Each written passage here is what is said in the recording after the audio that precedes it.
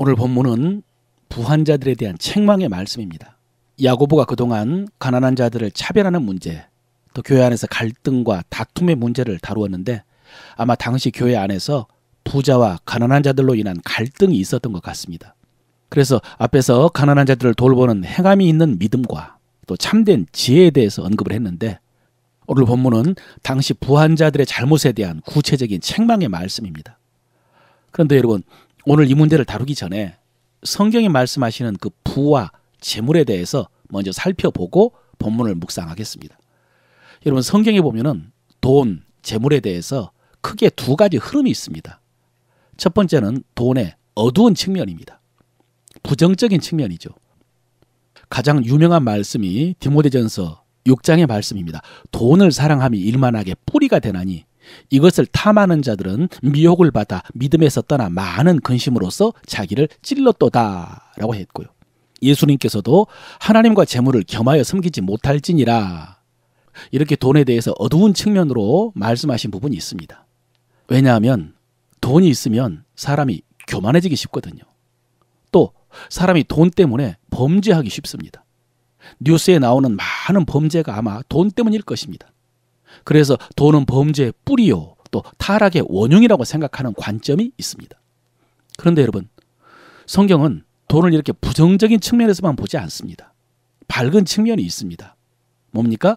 하나님의 축복이라고 하는 관점입니다. 성경에 보면 하나님께서 하나님의 사람들에게 복을 주실 때 물질로 복을 주셨습니다. 그래서 아브라함도 부자였고요, 이삭도 부자였습니다. 야곱도 마찬가지입니다. 창세기 26장에 보면 이삭이 그 땅에서 농사하여 그 해에 100배나 얻었고 여호와께서 복을 주심으로 그 사람이 창대하고 왕성하여 마침내 거부가 되어 라고 하셨습니다. 이런 말씀을 보면 물질은 하나님이 주신 복입니다. 그리고 이 재물이 많으면 좋은 일을 많이 할 수 있습니다. 하나님의 일을 할 때 실제적으로 필요한 것이 돈이거든요. 그래서 성경에는 하나님이 주신 물질로 주의 일에 참여한 사람들이 많이 등장을 합니다. 예수님께서 3년 동안 공생애 활동하실 때도 가룟 유다가 회계를 맡았다고 했는데 많은 여인들이 예수님과 제자들을 공개했습니다. 예수님께서 맨날 물고기 입을 벌려서 돈을 만드셨거나 또 맨날 기도해서 떡 한 덩이로 같이 나눠서 먹은 것은 아니었습니다. 또 사도 바울도 선교할 때 자기가 직접 일을 해서 선교할 때도 있었지만은 교회 성도들이 선교 헌금을 모아 보내주었을 때는 선교하는 일에 전력할 수가 있었기 때문에 더 효과적으로 선교할 수가 있었습니다. 교회 역사 속에서도 마찬가지입니다. 100여 년 전에 우리나라에 오신 선교사님들, 여러분, 그분들이 사명만 가지고 오신 것이 아닙니다. 그 선교사들의 헌신을 뒷받침해 준 후원자들이 있었습니다. 이 선교 헌금도 많은 성도들이 십시일반으로 후원하기도 했지만은 부자 성도들이 큰 몫을 담당해 주신 경우가 많았습니다. 연세대학 병원도 언더우드가 시작했지만은 세브란스라고 하는 미국의 부자가 후원을 해 주었기 때문에 오늘날까지 세브란스 병원이라고 하는 것입니다. 이런 점들은 돈의 긍정적인 측면이라고 할 수 있습니다. 그래서 여러분, 사실은 돈 자체가 문제가 있는 것은 아닙니다. 문제는 그것을 소유하고 사용하는 사람입니다. 그럼 오늘 본문에서 나오는 부자들은 무엇이 문제였는가? 야고보가 왜 너희에게 이 말 고생으로 말미암아 울며 통곡하라고 저주를 했는가 한번 살펴보겠습니다. 먼저 여러분, 이들은 돈을 모으는 방법에 있어서 문제가 있었습니다. 4절에 보니까요, 보라 너희 밭에 추수한 품꾼들에게 주지 아니한 삭시 소리를 지르며 추수한 자의 우는 소리가 만군의 주의 귀에 들렸느니라 그랬습니다. 이때 부자들이 어떻게 해서 돈을 모았습니까? 일꾼들에게 품삯을 주지 않았습니다. 노동자들의 임금을 착취한 것입니다. 여러분, 당시의 노동자들은 대부분 하루 벌어서 하루 먹고 사는 가난한 자들이었습니다. 그래서 그들이 추수하는 데 와가지고 일을 했음에도 불구하고 품삯을 받지 못하면 그들은 빈손으로 돌아갈 수밖에 없습니다. 여러분, 이때 빈손으로 돌아가는 일꾼들의 마음을 한번 생각해 보십시오. 얼마나 시리고 아프고 슬프겠습니까? 그런데 부자들은 이 마음을 외면했다는 것입니다. 이런 노동자들의 사정을 알면서도 아랑곳하지 않고 임금 떼먹고 될 수 있으면 늦게 주었던 것입니다.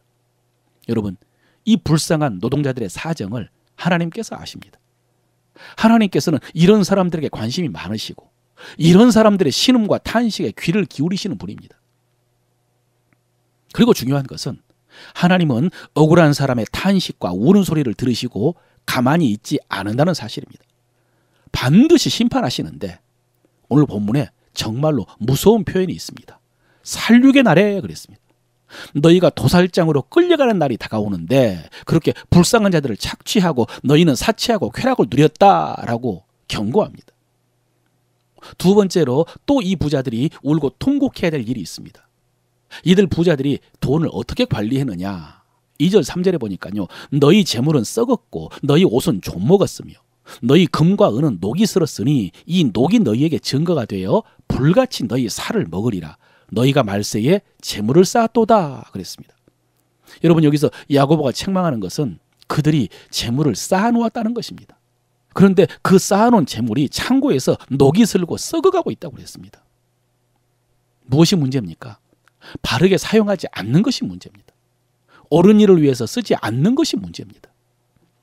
여러분, 재물을 옳지 않는 방법으로 버는 것만 문제가 있는 것이 아닙니다. 써야 될 곳, 옳은 곳에 쓰지 않는 것도 문제가 된다는 것을 알아야 됩니다. 여러분, 우리말에 개처럼 벌어서 정승처럼 쓰라라는 말이 있는데 반은 맞고 반은 틀린 말입니다. 우리는 개처럼 수단과 방법을 가리지 않고 돈을 벌어서는 안 됩니다. 돈을 벌 때도 바르게 일해서 깨끗하게 벌어야 됩니다. 그러나 그렇게 또 번 돈을 정승처럼 써야 됩니다. 바르게 잘 써야 됩니다. 그것이 하나님께서 우리에게 물질을 주신 목적입니다. 여러분 앞서서 말씀드린 것처럼 돈을 버는 것이 목적이 돼서는 안 됩니다. 쌓아놓는 것이 목적이 돼서는 안 됩니다. 3절 마지막에 보면요. 야고보가 너희가 말세의 재물을 쌓았도다 그랬거든요. 이 말씀을 통해서 우리가 알 수 있는 한 가지는 뭐냐면 우리가 마지막 날에 하나님 앞에 갔을 때 이 물질에 대해서 심판을 받는다는 사실입니다. 하나님께서 우리에게 물질을 주시고 마지막 날에 이 부분에 대해서 우리에게 물으실 것이라는 사실입니다. 그때 물으시는 말씀은 얼마를 벌었느냐, 얼마를 남겨두고 왔느냐, 얼마를 물려주고 왔느냐가 아니고 그 물질 어디에다 썼느냐는 것입니다.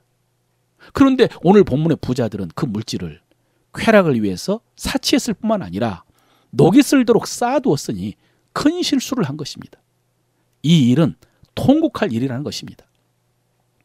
여러분, 우리는 이 말씀을 쉽게 지나쳐서는 안 됩니다.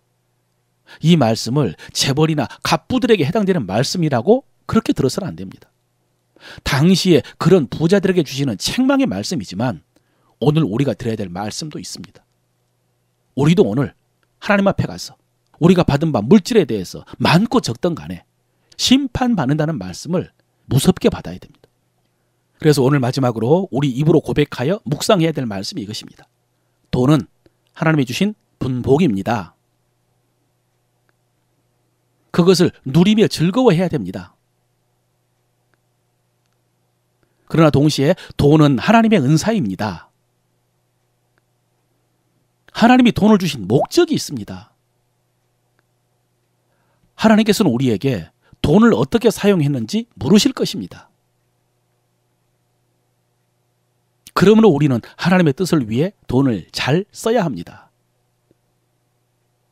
오늘 이 말씀으로 인해서 주신 물질이 여러분에게 진정한 복이 되기를 바라고 주님의 칭찬을 받고 그래서 더 큰 사명으로 초청받는 여러분 되시기를 바랍니다.